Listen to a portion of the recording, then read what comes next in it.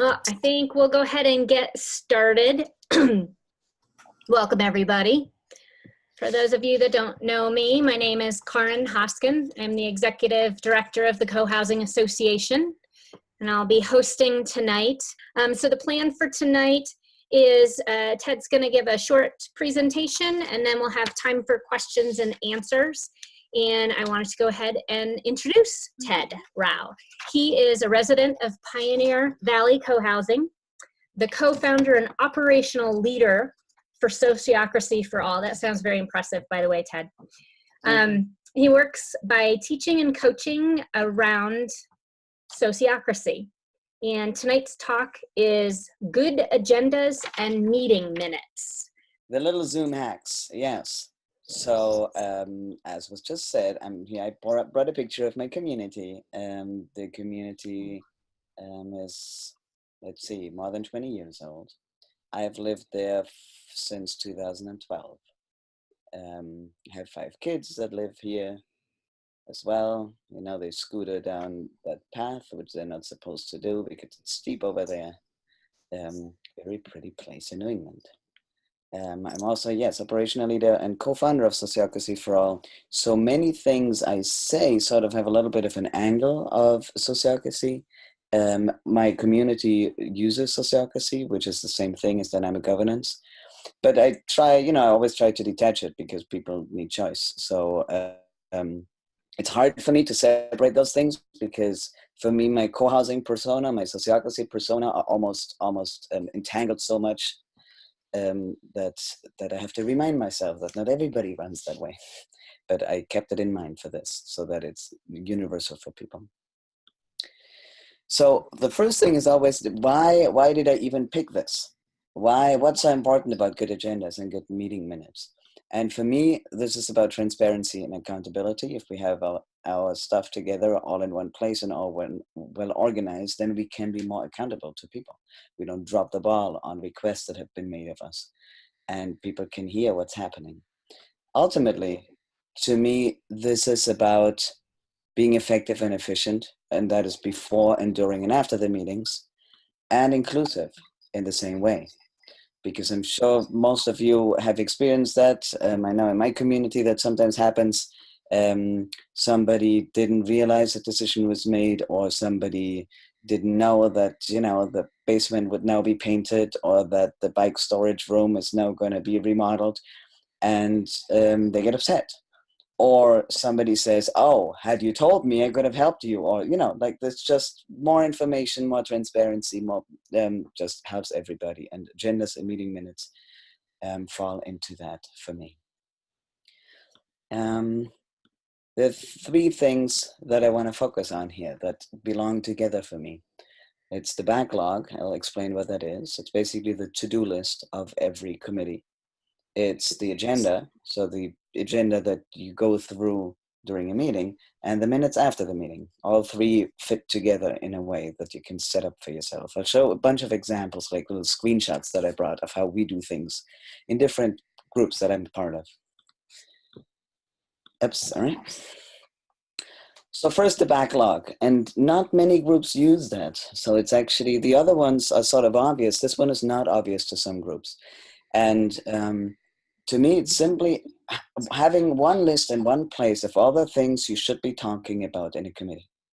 So if, for example, somebody sends an email and said, hey, I have a complaint about this and that, that's where it goes. It goes on the backlog of, okay, thank you. That's where it stays till it has been dealt with. That way you don't drop the ball. If in some groups I manage my things on email and it simply doesn't work as well as having one central place where things can be written. If that is in the cloud somewhere and other people in the same committee can add their future agenda items onto that list themselves, that's even better, because sometimes some things comes up, while we're not having a meeting. So you add things on there, but there's another little thing that we sometimes forget, and that is taking things off our to-do list so that it doesn't run full, because then it's not relevant anymore. That means we stop looking at it. So many of the things I say, and I'm aware of that, all of the things I say are pretty, nothing of that is rocket science. And yet I've noticed that many of the small tensions that happen, or the little misunderstandings, the little, somebody dropped the ball here, are often because of systems like that we're not as intentional about as we could be. Here's an example of one of our committees that we call circles. It's called OAFS. It's an acronym, doesn't matter here. So this committee is, imagine it like a steering committee. It's our general circle in sociocracy jargon. And our full circle is our all-member meetings where we hang out and do training pieces. And this group organizes these. So we have both the list, the backlog for what we have to talk about and the topics that we want to bring to the whole community. And we have some things, things for the future, something like at some point we should do this, and the things that are going to come up fairly soon. So this is a neat little list. Then there's another way of doing it that I like in some other groups that I'm a part of. And that is, I don't know if you know Kanban. It's basically a way of, I like that Gray Rock comments. I see that. Where you can drag those. This is a screenshot, so I can't show you. So you can drag those and move them along.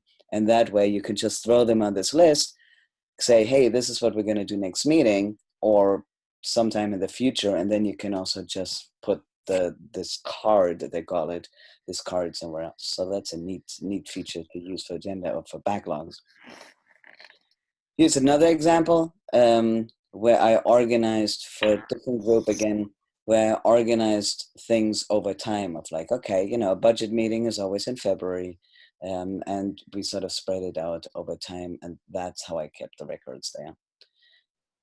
Trello, some people, this actually was in Asana, and some people use Trello. It's always the same idea of dragging those cards into columns that you can determine yourself.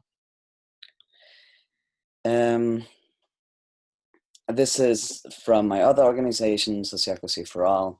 It's sort of the little fancier version where you actually write when your terms end, like when does somebody need to be, like when do you need a new secretary, when do you need a new whatever role you have.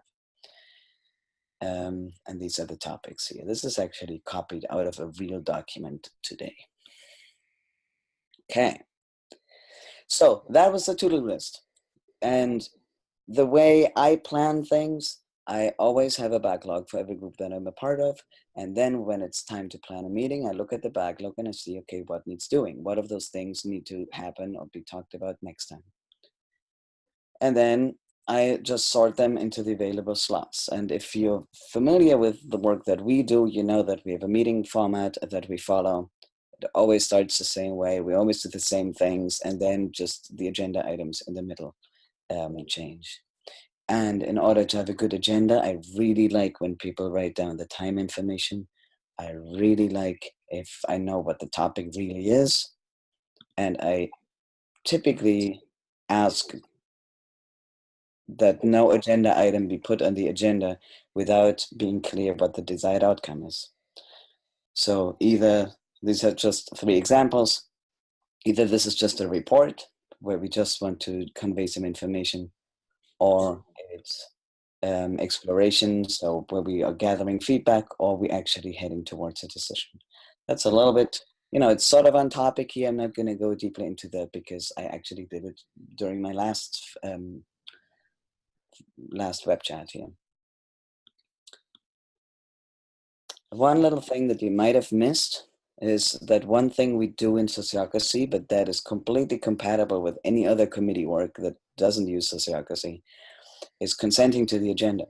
So we start the meeting checking in, we do some admin stuff, and then we consent to the agenda. That means somebody proposes an agenda or we come up with it together, and then we consent to it. And consent here just means asking if there's any reason to change something or whether it's good enough, like that.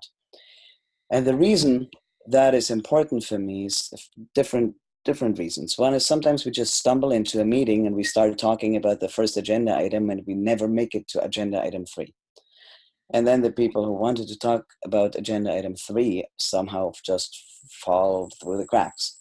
And that is very, very common, right? And that's a problem of power because somebody decided which one to start with, or you didn't decide, but it somehow just happened. If you actually make a proposal and then you consent to the agenda, you share that power of how you're gonna spend your time. You can plan better because you actually know what your plan is, and it's easier to be accountable to it. And one other thing is, if somebody talks a lot, they can be held accountable. So the responsibility is there because everybody consented to the agenda, and you can hold them accountable to that. Of like, hold on, we said this is 15 minutes. Now we have to either change the plan or stick to the plan, but not just slide into something. One thing that I noticed, this is fairly new, just in the last 2 years or so, 1.5 years, this is again a template that I made that we use in sort of our steering committee general circle in Pioneer Valley. This worked really well. And what I did here is I sort of define slots, and it's just always the same dance.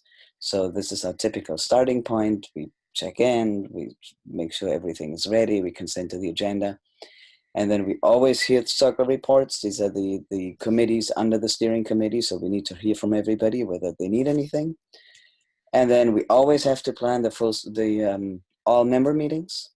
And then we have exactly 2 slots. One is what we call a small agenda item, and the other one is a big agenda item. So we have exactly time for 2 things outside of that. One small thing that typically comes out of the reports, and one big thing. So that way, we always categorize our agenda items into that's a small thing, we can deal with that within a few minutes, or that's a big thing, we really need to focus on that. And sometimes that takes 2 or 3 meetings. And that way, we know like agenda planning is super easy because I just take this template every single time. I plug in one small agenda item, one big agenda item, and that's it. It's a matter of 3.5 minutes to plan the agenda. And the good thing is that everybody knows the drill, and we're just in the swing of things, and it just goes from there. So there are no big surprises. We don't forget things because it's all pre-planned.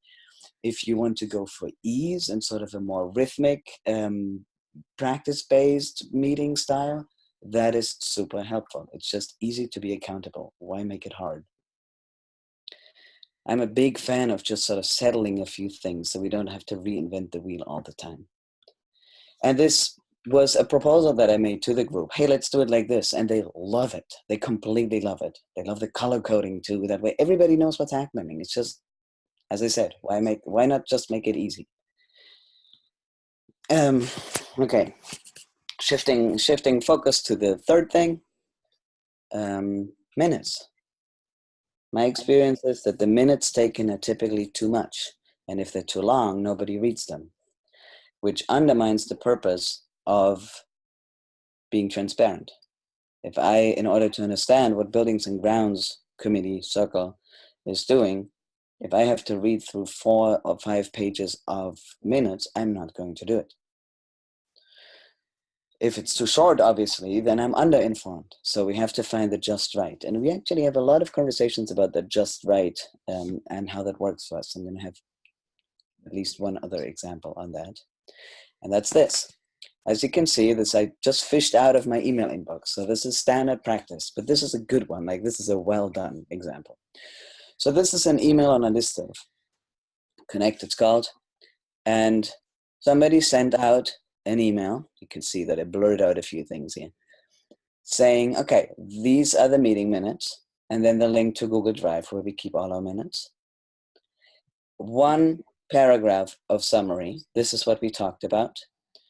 And then people can see the rest and a little bit of. Can you see that this is supposed to be a snip, like when you cut off the bottom? That's cute.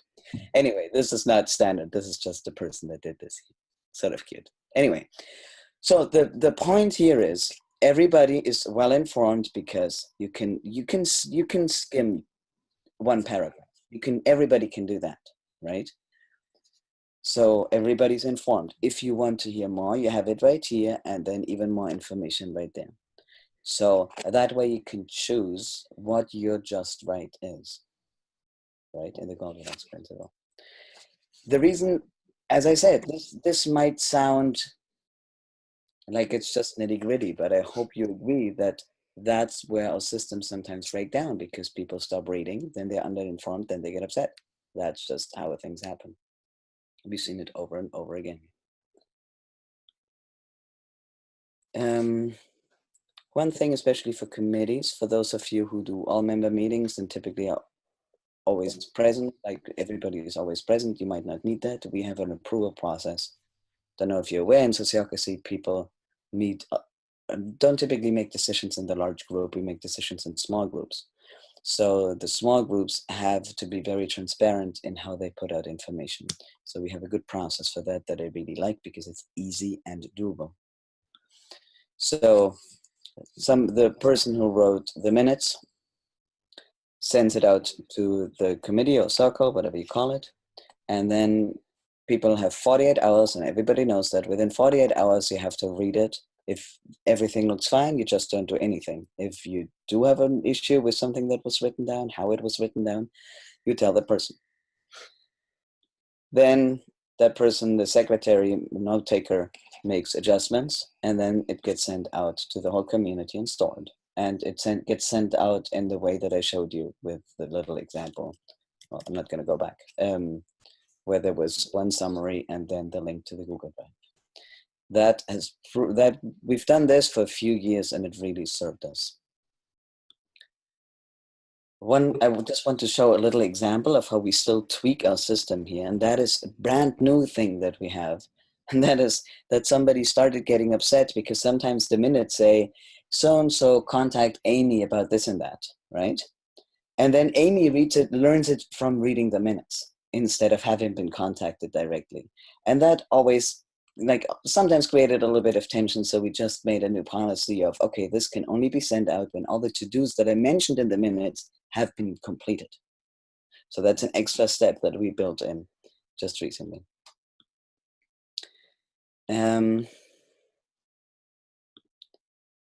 So this is my last slide. I think we know that many people don't read emails, and this is actually where I'm hoping that you can share some, I mean, on all of it, but this in particular, I'm interested very much, because I don't think we have the perfect system, or even close to ideal in our community. And the big question is always, what do we do with people who don't read emails, right? We've really optimized it and reduced it, and yet sometimes people don't hear about things, and so the information management is tricky, I find, in communities. I know that tree cohousing in our tree community within the eco village in Ithaca, they have a sort of what do they call it? I think they call it bulletin. Maybe they call it, I don't know. We had a spotlight for a while. It's a weekly summary of all the decisions that have been made in committees. Of course, somebody has to maintain that. So that's brilliant, and somebody has to maintain it. So they streamlined the process, so they're very happy with it. I envy it. We don't have that, and nobody is compelled to do it. What we've started here is in the last year or so, what we call academic minutes. That, for those of you who don't know, that's sort of, I think it comes from a radio show, right? Where something scientific or something sort of that could be perceived as boring or dry is explained within 1 minute, because 1 minute we can listen to almost anything, okay? So we do these academic minutes. We do it before meals. We do it in all member meetings or during our retreat. Just, for example, membership committees saying, by the way, if you want to book the Common House for an event for more than 70 people, here's the process. And they have 1 minute. You know, sometimes we make exceptions, but the idea is to have 1 minute.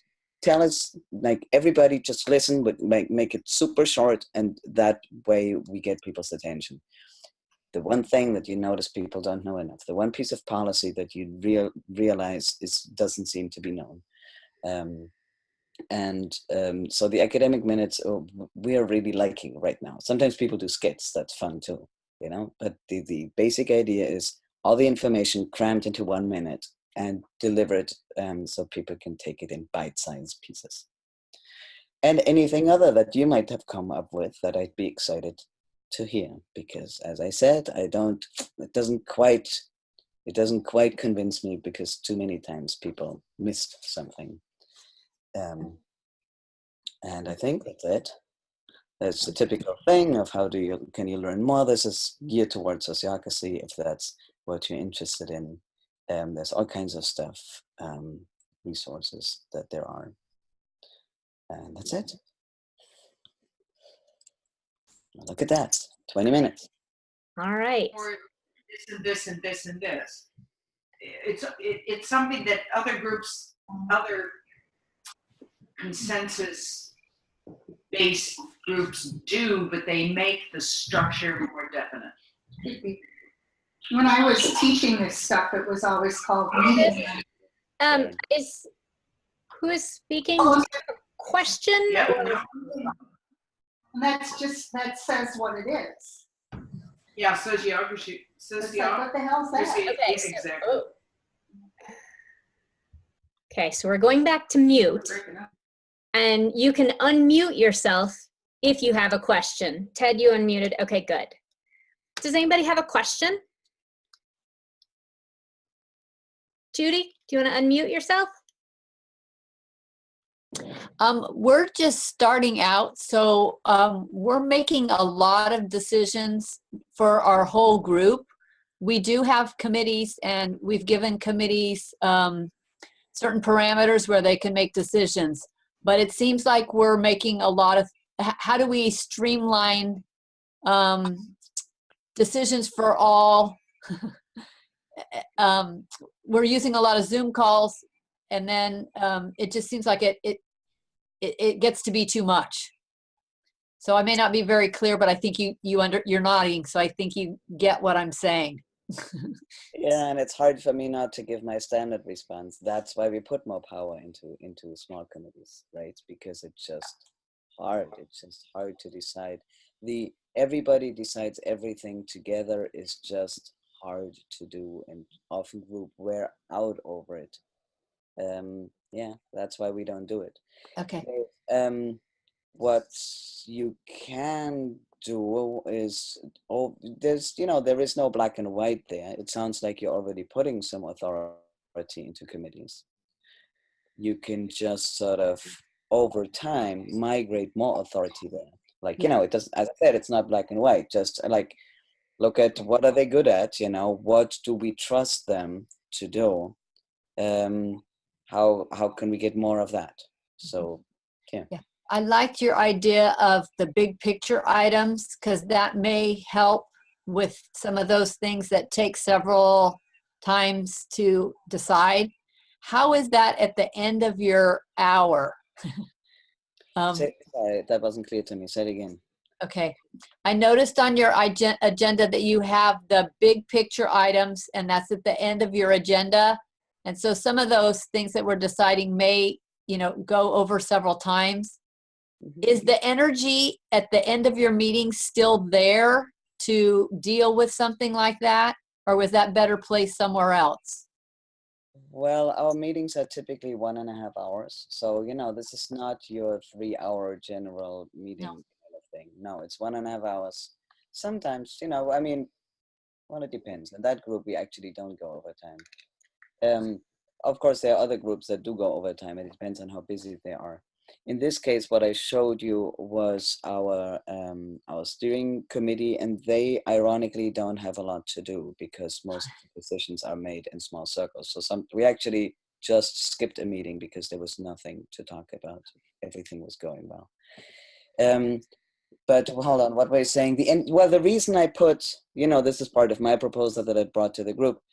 The reason I put the big agenda item at the end was because it motivates people of like, let's get all this stuff out of the way, and then we know this is our topic. It's a topic that requires some sitting back and really taking in what's really going on here. That's why it's a big topic. It's sort of the deeper topic. And before that was sort of in like, okay, let's get it out of the way. Let's get it done mode. And then we go, okay. And now the topic. Does that make sense? Yep, it does. Yep, thank you. Ted, Ruth had a question about your agenda template. What program did you use to create that? That was probably just Google Docs. I don't know if everybody is aware of Google Docs, Google Drive, but very much hooked on Google. If that one has to like that, if you don't like it, then find something else. Yeah, what I very much like about all the cloud-based things is that they're accessible from everybody. That's one thing I didn't say actually. Sorry, a little addendum on the Google Drive. If something lives in the cloud, you can type and people can read at the same time. So in some of our groups, we have 2 or 3 people sitting in the same room with a computer, and you read the same notes and they're being taken in real time. So if you develop a proposal, people can see it and you can actually read along, or, you could even project somewhere so that you're literally on the same page. And that is super helpful. Just yesterday, somebody told me, writing down seems to slow things down, and yet in the end it speeds things up, because in actually writing it you gain the clarity that you actually need. Otherwise there's so much guessing. So I'm actually a big fan of on like meetings like on Zoom, because that way you're already on your screen anyway, and you can sort of put the agenda on one side of the screen and Zoom on the other side of the screen, and that way it's, to me, easier than the in-person meetings, which is a little ironic, but that's how I'm used to things. I digressed, but I hope that was enough an answer of the template. And Ted, will you be able to share the slides that you went through with Karen so she can post them on the website? So Ruth, you'll be able to refer back to that slide, and you can create something like that yourself in Google Docs. Okay. Judy was saying about Tree, that what's it called? Their weekly email digest. Yeah, that's what it's called. And she said that she enjoys she's doing it for Pacific Gardens, and she enjoys doing it, but it definitely takes some time and effort and commitment. I'm just wondering, Ted, if you have any ideas about how that same concept could be tweaked a little bit, maybe so that it doesn't, maybe it's just simply not having just one person creating it, or I don't know. Do you have any ideas about how to, like I said, use that concept, but where it doesn't take quite as much commitment? There's one thing that I do in Sociocracy for All, but that is, that's a little bit of a different nature. So it depends on how you're wired. I know that in my community, just getting people used to Google Docs, is a struggle, because that's already very techy. So I'm aware that doesn't fly for everybody. What, for example, works is making a form, like a SurveyMonkey kind of thing, Google Forms, whatever, and having it sent out. So people just have to fill in, this is my name, this is my this and that. And then it gets stored in one place, and the person that gathers all the results just has to paste them and send them. So you can streamline your workflow a little bit. It still depends on people doing it, and you don't get around that. It's still people having to do it. It is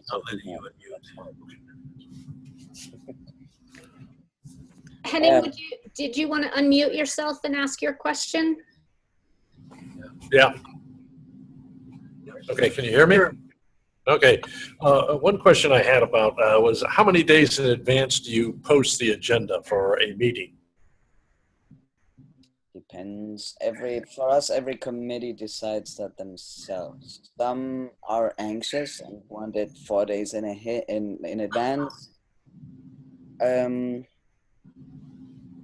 Some committees that I'm a part of have a backlog, the list of potential agenda items, and we just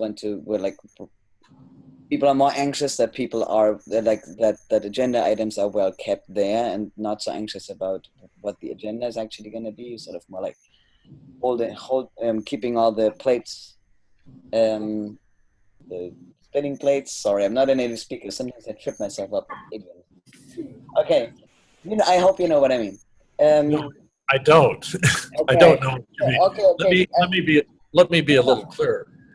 If you expect people to participate and offer suggestions and participate, if they don't have the information in advance, how can they know what's going on? Okay. So this depends on which system you are actually. Here it is actually important which system you are. In the system that I see you are talking about, an agenda needs to be posted because potentially everybody should come. And in that case, it would make sense to post the agenda.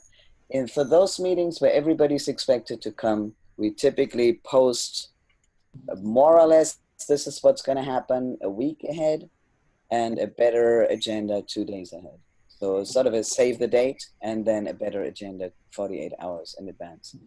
Yet in our, in our governance system, we don't rely on that because in the big group we don't make decisions typically.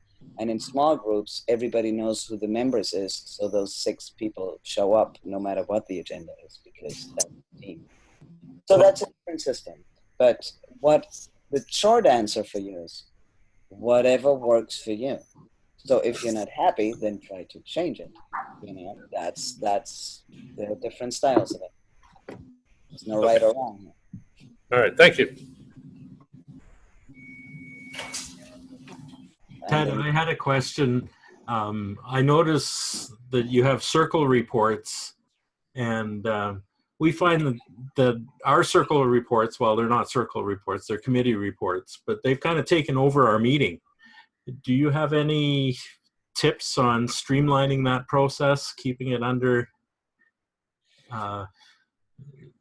manageable?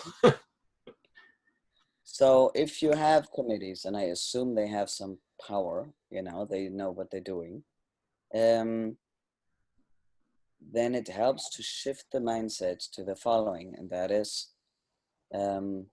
what do we need to know so we can help you? Yes, give us an overview of what you're doing, but we trust that you make your own decisions. You'll be fine. Tell us how we can help you. So in our case, we typically get through those 4 or 5 circle reports that you saw within 10, 12, 15 minutes because, we just hear, okay, that's what's going on. And then, okay, do you need anything from us? And actually that, if you explicitly ask it, like, thank you for the report. Do you need anything from us? Makes clear that this is not, that's what this is about. Mm-hmm. It depends on what your reports are about, right? If it's about information, that it might take longer, but then maybe it shouldn't happen in a meeting. Maybe it should be in an email, in an academic minute, in some other format. If it's if your intention is to potentially help that group, then they need to make a request. They can't give you 45 minutes of backstory for something. So just having more intention about more clarity on that. So this is not something that we struggle with unless of course your subcircles do need a lot of help, in which case that's worth addressing, right? Why is that? That's a different thing. Then it's feedback that you're getting. The fact that the reports take a long time then is feedback for, what's going on there? Can we empower them to make more decisions themselves? Do we need to meet more often? Do we maybe just hear circle reports every other time? Different versions of handling it. Thank you. Hi. Go ahead. Hi, this is Vicki at Gray Rock. You hear me? Yes. Okay. Well, first off, I want to say, Ted, thanks for this talk and the previous one. We learned a lot from it. And we're going to start implementing, I think, some of the information you gave us about the report and explore and decide. I've heard you talk a lot about these subcommittee, just for lack of a better word, what you call circles. And I'm curious as to, does your group or your process allow these circles to make the decisions as well, or do all of the decisions come back to the larger group? In the system that we use, so in dynamic governance or sociocracy, circles make the decisions. So Okay. for example, Common House Circle is allowed to make all the decisions about the Common House just themselves. They don't have to ask the large group. Like, they don't have Okay. to. And also, I wanted to know about, do you allow these different committees then to set their own agendas? Yes. Okay. Yes, they're completely self-managed. They, basically you can imagine we're basically saying, okay, the 6 of you take care of the common house. That means whatever you have to do to manage the common house well, you do, and then, so, that's why my answer is so often depends, do what you want, because Common House Circle sets their own agenda, sets their own meeting time. They determine who's in their circle. They determine how often they meet and for how long and what template they use. They Okay. are completely self-governed, each circle individually. And they also determine how early they make, they want the agenda to be posted. That's all individually determined. So I'm also with Gray Rock. I have an additional question related to that. So when committee or team, we call it committees or teams. Hold on, this is too soft. I have a hard time hearing this. Yeah.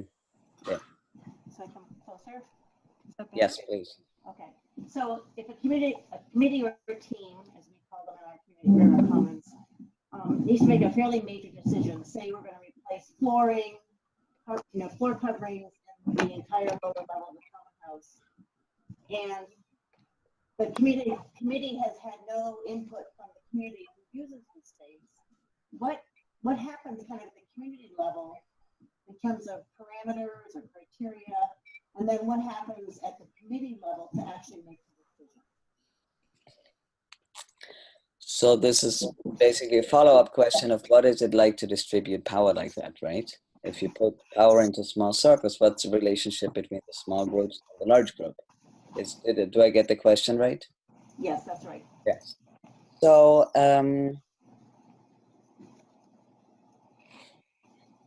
the small groups, of course, are serving the community. So they will try to make decisions for the good of the community. That means if they have a sense that they might need more information to make a good decision, they will go ask.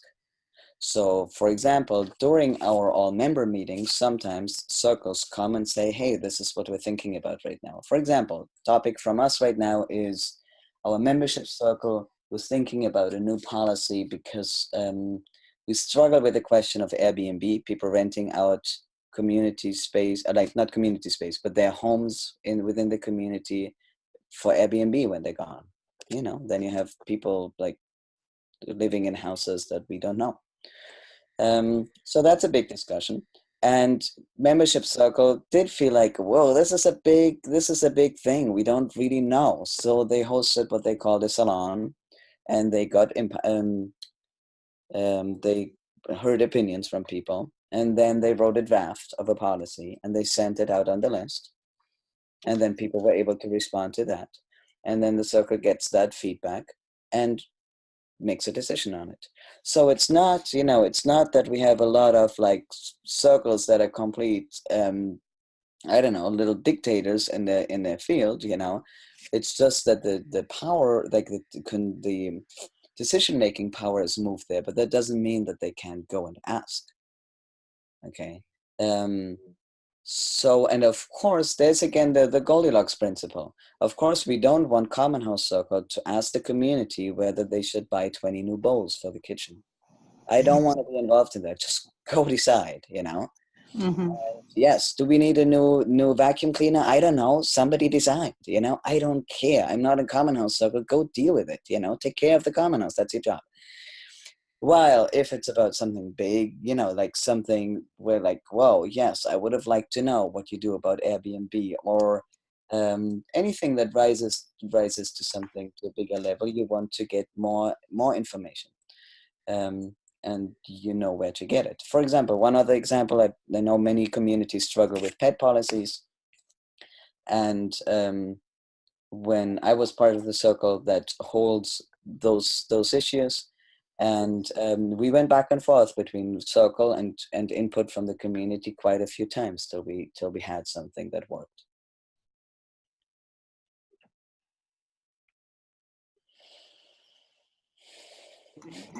Yeah. Yeah. Hi. Just one more question here. You were talking about information management, and we struggled with that here at Gray Rock in terms of how we disseminate information. And as you said, a lot of people don't read emails. Do you find that maybe using a website is helpful at all if you post onto a website? Thing is, people would have to go there, right? Yeah. To be honest, I doubt it, but maybe they have a reason to go there, you know, maybe, I don't know. For example, just an example, I doubt that that's true, but if everybody in the community were on Facebook, maybe, you know, maybe that's the place to post. Like, where Right. do people have a reason to go anyway? To me, that's email. You know, it could be Slack if you have a fairly techie community. Probably have Right. you ever heard of Slack, right? That will be true in my community. Mhm. So another thing is, you know, posters. If you're already built and you have a community, like a common house, Yeah. posting there, we've noticed that people don't read posters at all. Yeah, I So know. completely wasted time. So that's why we shifted to these academic minutes, really. That for us is the one thing that worked, because it's the personal relationship. You know, I know it's, I don't know, Amy from Membership Circle talking, and I'll listen, you know. Well, if Amy posts a poster, I will not, you know, because it doesn't have the personal touch of, this is somebody from the committee telling me what they were thinking, what the plan is now. That's So my do you do these academic minutes in the at the large community meetings? I didn't hear the beginning of your question. Say it again. Do people present with the academic minutes in the large community meetings? Yes, or meals. You know, wherever you get Or many, meals? Okay. yeah, wherever you get many people. All right. That's helpful. And Thank you. yeah, and as I said, it's not ideal yet, because you never get everybody. You just never Right. get everybody. That's the nature of community. It's never everybody, and that's so. What I've noticed is also, you know, different paths. Some people will read emails, especially we have offsite Yeah. people. Some people will read emails. Some people are Yeah. present at meals. Some people are present at all member meetings. Say it 3 times. You know, make it fun. Like somehow, yeah.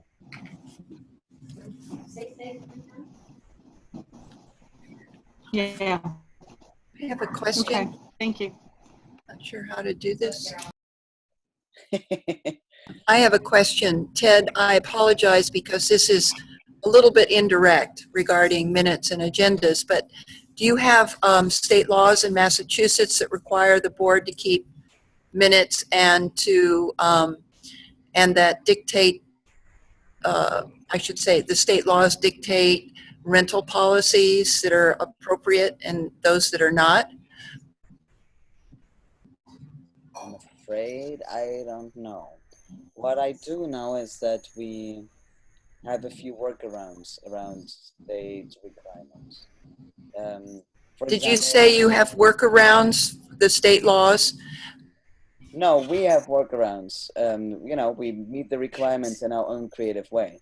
Um, on those particular questions that you asked about, I don't know. But for example, we have a special way of doing the board thing that we do need, that we're required to have, and we don't even. Well, it's a longer story of how we manage the board thing. Yeah. So no, I can't answer your question directly. Okay. Thank you, Ted. We'll take that up at another time. I can chime in and tell you what we do at our Wild Sage community here in Boulder.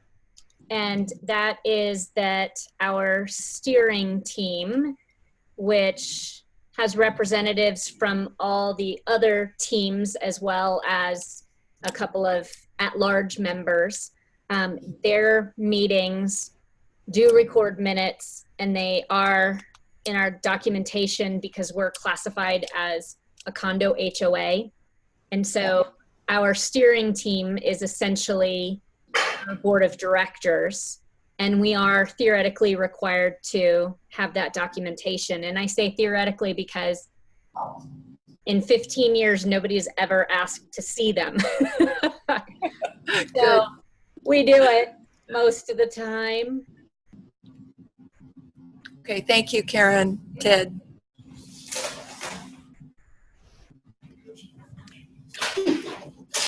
Ted, I have a question for you, and that is about the allotting time on an agenda. And my question is that I definitely have been in meetings where there has been time allotted for certain things. And then just when we're really getting into the depth of something, the time is up.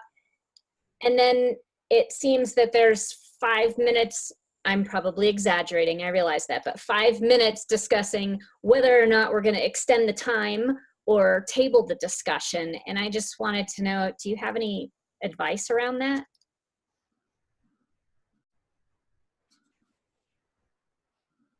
Two things. One is I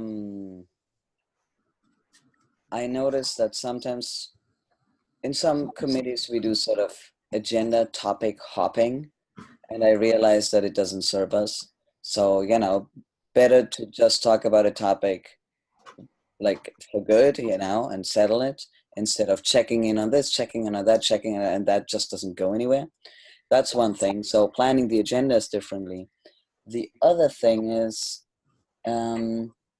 that if we if we don't stick more or less to what we've consented to at the beginning, we need reconsent, right? So that's, you know, in sociocratic system, you need to consent again. And that means somebody will make the proposal, let's stay 10 minutes more on this, or let's go 15 minutes over time. And then you don't have the discussion because either you object with a reason or you just say, all right, you know, that works. So we don't, we go into proposal and then, you know, we only deal with objections. So that I find very efficient, but that is of course something that doesn't necessarily carry over to groups that don't use consent as a decision-making method. So yeah, that's when you try to make a decision, especially, you know, the irony of the whole thing is that that decision takes time. And yet, actually, one little story that I have about that, and that is that there was one meeting where we made a decision, where we were struggling. We did not get consent to the agenda because some people wanted to do this, the other people wanted to do that, and everybody felt pressured for time. You know, basically it was very heated because they said, no, we definitely need to do this. And the other people, like, no, this is really urgent. Okay. And I could see the minutes ticking away. It's like, oh my God, this is just, it just gets worse every moment that we even talk about this, right? And then at some point, the facilitator, that wasn't me, but was just, it was brilliant and it was risky, but it worked, was just saying, okay, stop. Let's just do a round on how you think we should spend our time, you know? And I, on my mind was like, now we're going to spend, you know, 15 minutes on this, you know, like, oh my God. Yet what happened was the round really took the heat out of everything. All of a sudden, everything got easy because we were not in this space anymore, but we were in the like, all right, what do we do now? You know, like we switched into a constructive kind of place. So rounds, you know, can take this, can take that energy off and channel it into, okay, let's see what we actually do in that shared responsibility place instead of, no, because of you, I don't get what I want, you know. Instead you go, okay, what do we as a group decide together? Anyway, in that particular meeting, it worked perfectly because we realized that with a little bit change, we could buy 2 months of time on one of the decisions, and then we were totally relaxed about the other decision. And it was beautiful meeting. So sometimes, you know, sometimes it's the opposite that actually of what we think, and the counterintuitive thing that gives us what we really need. But does that work all the time? I don't know. I've certainly been in the same situation many, many times. Maybe a few things to try out.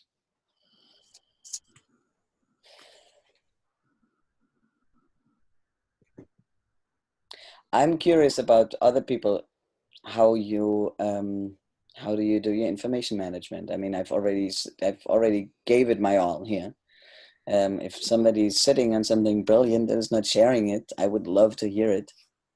I heard there the groups IO for email, box for files. Yeah, so that's sort of your what is it called? So the counterpart to Google Docs and Google Groups kind of thing, right, Henning? Yeah, it's kind of a best of breed. Yes.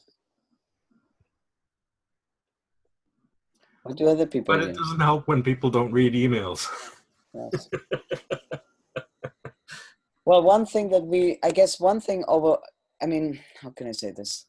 I think about this stuff a lot, and I think about it a lot. Every email that comes in for my community, I think like, how could like, is this working for us, like on a governance and technical level? And since we work in circles, right? We don't have discussions really on our listserv anymore. So that weeds out, that makes it easier for the things to surface that should be read.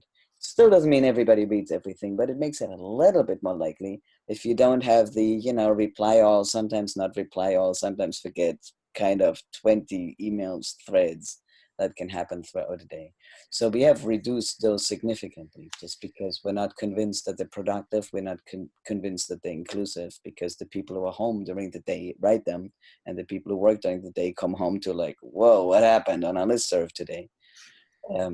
So we've matured quite a bit. I'm simply not going down that rabbit hole. Mm-hmm. I'll just chime in and tell you what we do. So we have two different email lists. We have one that's the community email list that theoretically should be short, brief, community meeting on Sunday, here's the agenda.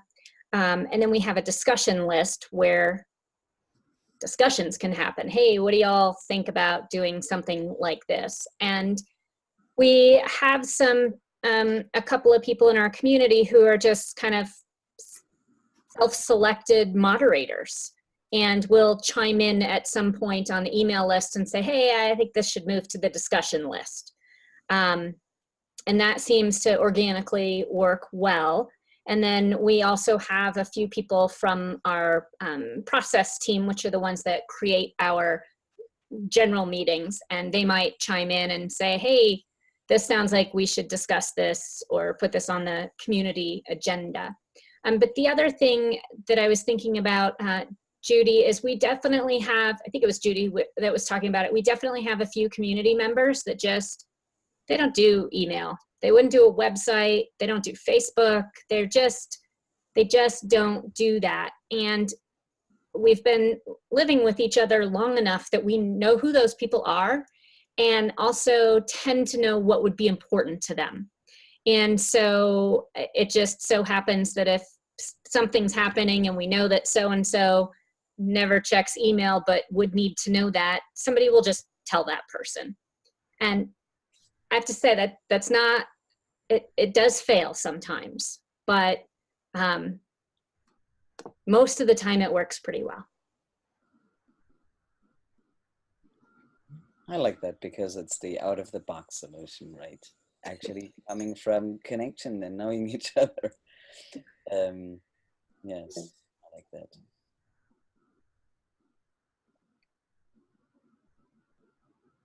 I wonder if you have a way of, is the to-list system something you started at some point, or have you had it for a long time? Like, is there any way of telling whether separating the announcement and the discussion list was useful? I can't remember not having both lists. I do know that periodically the community gets reminded that there is this discussion list.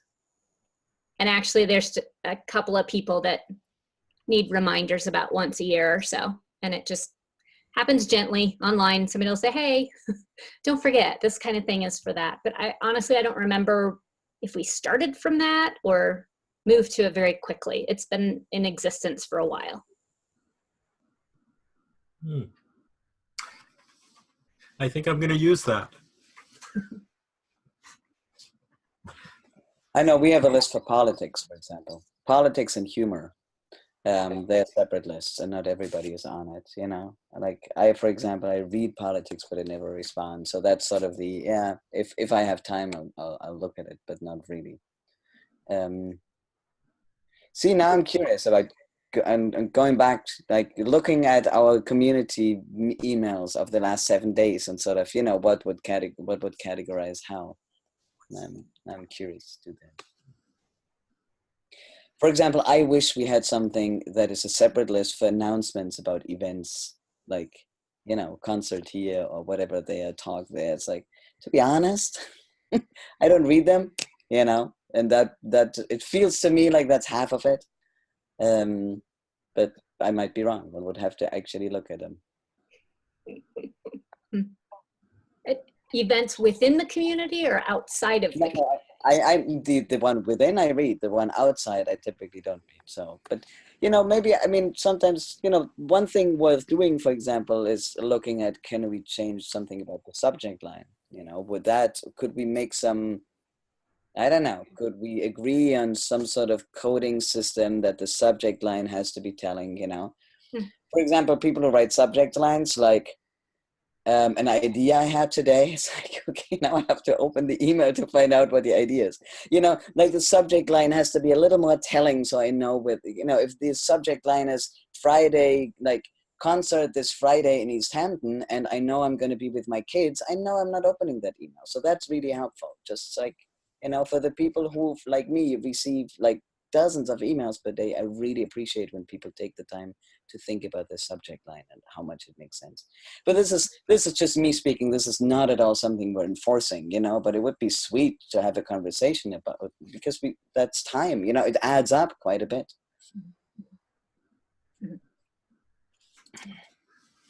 One issue that we came across was having subcommittees or circles, and they get into a conversation and you're not including everybody in the conversation. And that was one of the reasons for going to Groups.io, is that it gave us that group address. So whenever I want to, you know, send something to our legal finance group, I send it to the legal finance committee or their email address, and then it goes to everyone. Yes. And we found that to be really useful. Yes, I echo that. Yes, yes, yes. Do you really know, you know, do you really know the 7 people on your committee and the person that just joined, right? Mm-hmm. Because it's very easy. I actually just did that mistake in Sociocracy for All. Just made that exact mistake. You know, I was like, oh, it's so-and-so, so-and-so, and so-and-so, and had forgotten that somebody had just joined the circle, which would have not happened had I used the group address that we have, but I didn't use it for whatever. Yeah, so exactly that. Yeah. Yes. Oh my. And I guess one thing for me is just the sometimes pausing and thinking, like, you know, are we using the systems that are serving us? Is what we're doing working for us? And just having that moment of reflection of, is this really good? You know, let's look at our emails. We'll look at the subject lines, like hear whether that happens to people. You know, a little bit of serving and thinking about it, being intentional, just overall, really helps. All right, well, Ted, it is 7 o'clock, the magic hour. Thank you so much for sharing that information with us, and thank you all for attending. The web chat series are a free offering by Coho US, but it does require some staff time to set up and post the videos and such like that. So we always welcome donations, and I plugged in the link in the chat. Also, just wanted to remind everybody about the upcoming National Cohousing Conference in Portland at the end of May, beginning of June, excuse me. And I plugged in the link for the main conference website page. And then the final thing is web chats coming up. So the next one scheduled is Tuesday, February 12th, same time. And it will be Shelley Parks talking about onboarding explorers. And I plugged in the link to the web chats in the chat as well. And that is also where you will find a recording of this video. Usually it takes about 24, 48 hours to kind of convert it. So I think that's about it, everybody. Thank you so much for being here. Thanks, Ted. Thank you. Thank you, Ted. Yes, thank you, Ted.